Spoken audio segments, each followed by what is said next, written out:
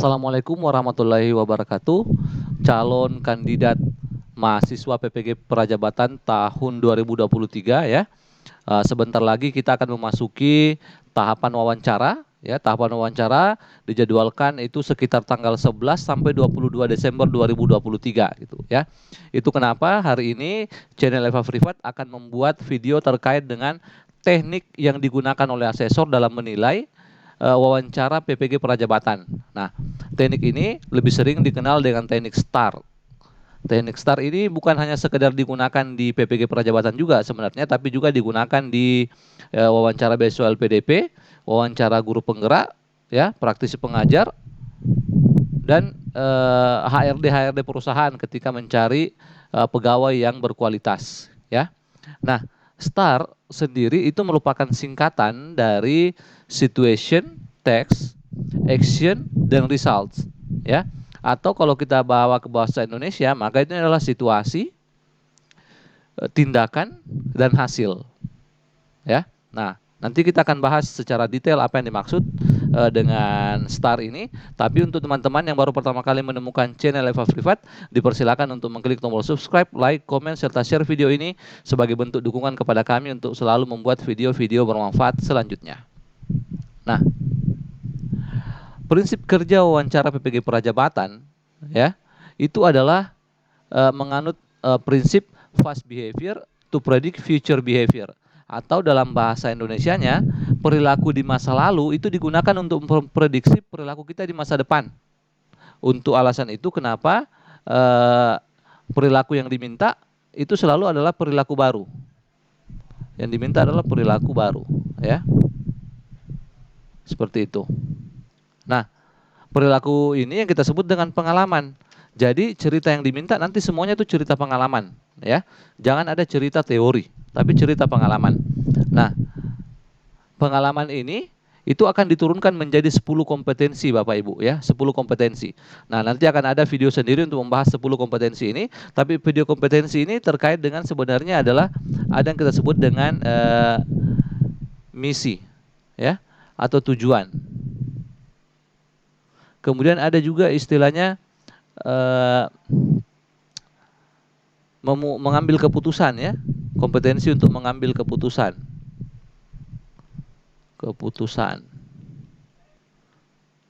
Jadi yang diminta adalah bagaimana pengalaman kita untuk bisa mengambil keputusan, ya. Kemudian yang selanjutnya adalah ada yang kita sebut dengan belajar berkelanjutan atau belajar secara terus-menerus ya, berkelanjutan. Kemudian ada juga yang disebut dengan memanage pekerjaan ya, atau mengatur pekerjaan.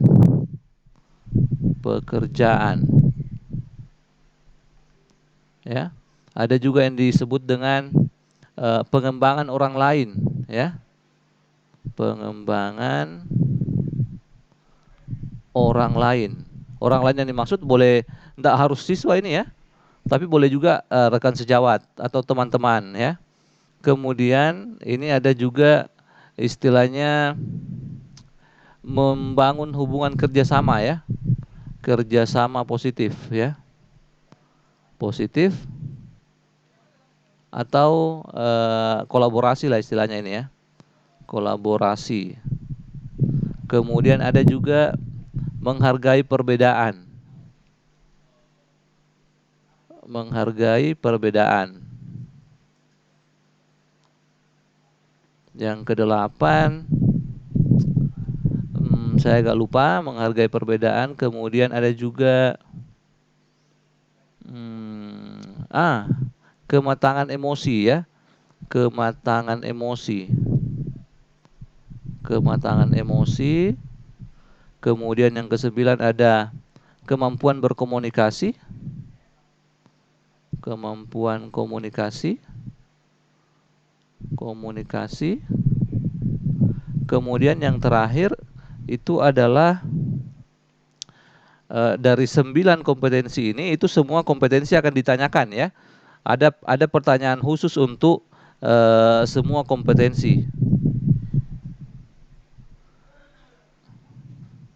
Namun untuk pertanyaan ke-10, jadi ada kemampuan menjalin kerjasama, pengembangan orang lain, belajar terus-menerus, kemudian ada pengambilan keputusan, ada kematangan emosi, ada kemampuan mengatur pekerjaan, ya, misi dan tujuan, kemudian ada juga daya juang, ya. Yang terakhir adalah daya juang. Jadi 10 kompetensi ini itu masing-masing akan dinilai oleh asesor, ya. Tapi dari ke-10 ini ada satu kompetensi yang tidak ditanyakan, ya, itu diamati. Nah, yang ini. Kompetensi ke-9 ini akan diamati oleh asesor, ya.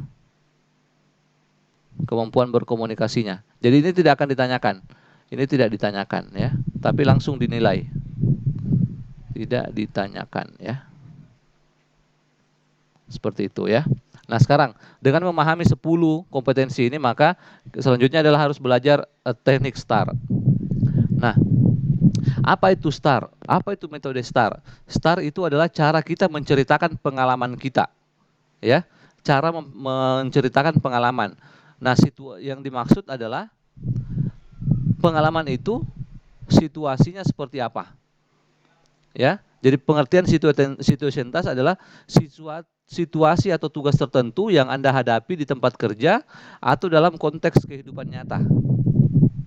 Kemudian action, jelaskan tindakan konkret yang Anda ambil dalam situasi tersebut. Jadi ini masih kelanjutan, ya.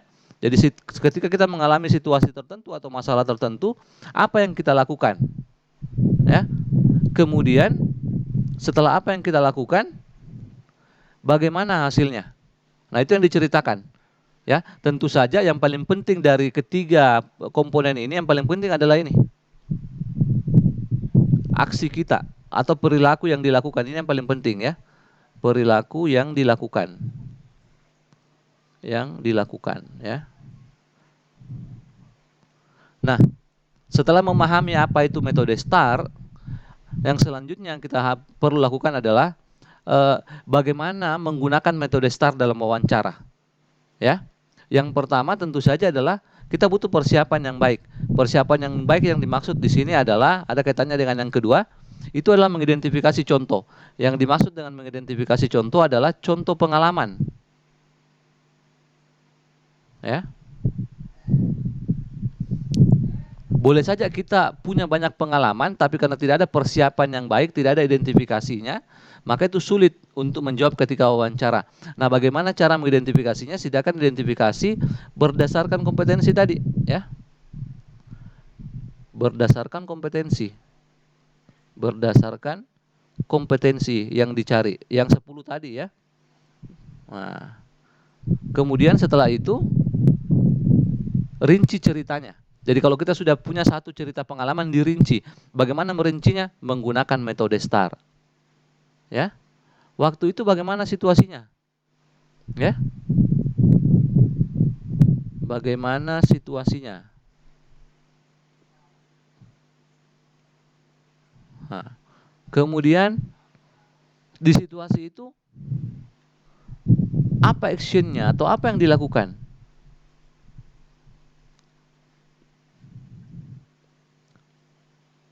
Kemudian yang terakhir adalah resultnya atau bagaimana hasilnya? Hasilnya bagaimana? Nah, teman-teman tidak perlu khawatir karena asesor itu akan bertanya seperti ini. Ya, waktu itu bagaimana situasinya? Nah, pertanyaannya akan seperti itu. Apa yang Bapak lakukan waktu itu? Kemudian hasilnya bagaimana? Nah, seperti itu. Maka nanti akan jelas diarahkan seperti apa, ya. Kemudian yang terakhir adalah harus menunjukkan keberhasilan. Ya, ini. Silakan mengidentifikasi contoh pengalaman yang berhasil. Karena kalau tidak berhasil itu tidak lengkap STAR-nya. Ya. Kalau tidak berhasil itu artinya action-nya dianggap gagal. Ini bukan suatu STAR yang positif. Jadi ada STAR itu yang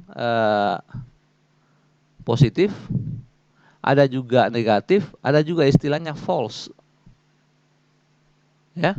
False STAR ini karena tidak lengkap S, T, A dan R-nya. Kalau positif ini berhasil. Kalau yang ini ya gagal. Nah, itu maksudnya, ya. Oke, baik.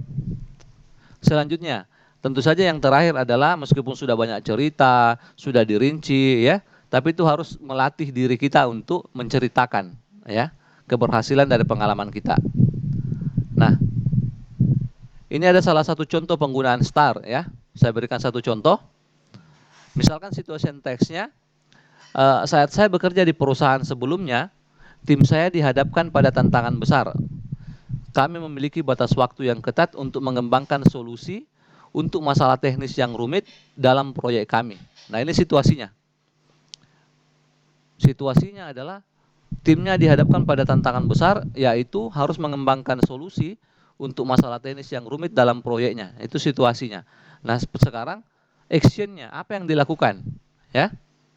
Nah, yang dilakukan adalah saya mengambil peran sebagai pemimpin tim. 1. Memfasilitasi pertemuan reguler. 2. Memecah masalah menjadi tugas yang lebih kecil. 3. Mendistribusikan pekerjaan. 4. Memastikan setiap anggota tim memahami tanggung jawab mereka. 5.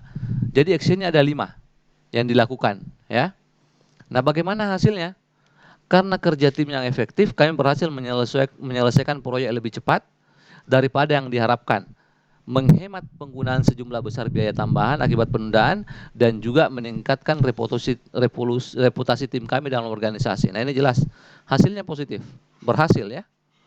Nah, seperti itu. Ini salah satu contoh bagaimana kita menggunakan metode STAR dalam wawancara atau dalam menjelaskan pengalaman kita. Tapi ini contoh yang umum. Nah, sekarang saya coba buatkan satu contoh yang berkaitan dengan kapasitas sebagai seorang pengajar. Nah, ini untuk kompetensi salah satu dari 10 tadi yang saya sebutkan adalah kompetensi belajar berkelanjutan, ya. Ini. Misalkan pertanyaannya seperti ini. Ceritakan pengalaman ketika Anda mendapatkan umpan balik atas kekurangan Anda, baik itu dari rekan kerja, atasan, murid atau wali murid. Apa yang Anda lakukan untuk meminimalisir kekurangan dan memperkuat kelebihan Anda ataupun mengembangkan diri Anda? Bagaimana hasilnya? Nah, seperti itu. Nah, sebenarnya pertanyaan selanjutnya adalah bagaimana kita mengidentifikasi bahwa inilah kompetensi belajar berkelanjutan ya. Nanti ada kata-kata kuncinya ya. Misalkan kata kunci untuk belajar berkelanjutan itu misalkan umpan balik. Ya. Nah, seperti itu. Tapi bukan itu pembahasan di video ini. Nah, sekarang situasinya itu misalkan pada tahun 2030. Nah, ini harus jelas ya. Tahunnya kapan ya? Harus jelas karena kita akan diminta itu situasi terbaru. Situasi atau pengalaman terbaru. Nah, maka harus jelas kapan. Asesor kalau tidak jelas disebutkan maka asesor akan bertanya kapan. Nah, selanjutnya saat saya baru mulai mengajar di kelas 12 IPS, saya mendapat umpan balik dari peserta didik bahwa saya mengajar terlalu cepat dan hanya berceramah sehingga sulit untuk mereka mengerti. Nah, ini situasinya. Selanjutnya yang penting adalah actionnya atau tindakannya. Nah, yang pertama adalah saya menerima umpan balik dari siswa dengan senang hati sebagai sarana untuk mengetahui kekurangan saya. Saya bahkan bertanya apa masih ada lagi yang masih kurang dari saya. Nah, seperti itu. Selanjutnya, setelah mengetahui kekurangan saya kemudian mencari cara untuk memperbaiki diri. Di antaranya bertanya kepada guru senior, ya, belajar lewat buku, lewat YouTube, dan webinar. Nah, seperti itu. Kemudian hasil dari belajar saya ini kemudian saya terapkan di kelas. Kemudian saya meminta umpan balik kepada siswa dan seterusnya. Saya juga secara aktif terus mencari informasi terbaru tentang metode dan model pembelajaran yang paling efektif. Nah, ini tindakannya karena ada kekurangan tadi. Nah, sekarang hasilnya bagaimana? Hasilnya, alhamdulillah siswa mulai menyukai cara mengajar saya. Teman sejawat juga memberi respon positif. Bahkan ada yang mencoba untuk mengadopsi cara mengajar saya. Nah, ini kan hasilnya luar biasa bagus, gitu, ya. Jadi teman-teman calon mahasiswa PBB Keprajabatan yang akan melakukan wawancara dimulai tanggal 11 Desember nanti, silakan dipelajari teknik ini ya, silakan diidentifikasi kemudian pengalaman yang sesuai dengan kompetensi yang diharapkan. Terima kasih, semoga video ini bermanfaat. Assalamualaikum warahmatullahi wabarakatuh.